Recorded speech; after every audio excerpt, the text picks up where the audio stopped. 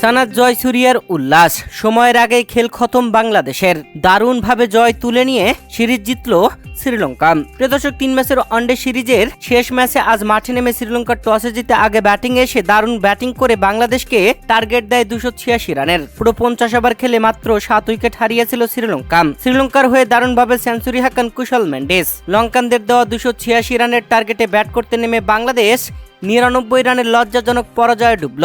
আর এই ম্যাচ হেরে সিরিজ হেরে গেল বাংলাদেশ, যেখানে এর আগে প্রথম ওয়ানডে ম্যাচে হারের পর দ্বিতীয় ওয়ানডে ম্যাচে জয় তুলে নিয়ে সিরিজ ড্রয়ে রেখেছিল বাংলাদেশ। তবে শেষ ম্যাচে হেরে সিরিজ হেরেই বসল। আর এই শেষ ম্যাচে 286 রানের টার্গেটে বাংলাদেশের ব্যাটাররা করেছে খুবই বাজে ব্যাটিং। দলের হয়ে কেউ সেঞ্চুরি করতে পারেননি, একমাত্র তাওহিদ হৃদয় করেছেন হাফ সেঞ্চুরি। ওপেনিং এ আসা পারভেজ হোসেন ইমন করেছিলেন 28 রান, আরেক ওপেনার তানজিদ তামিম করেছিলেন 17 রান। অনডাউনে আসা নাজমুল হোসেন শান্ত গোল্ডেন ডাকে প্যাভিলিয়নে ফিরেছিলেন।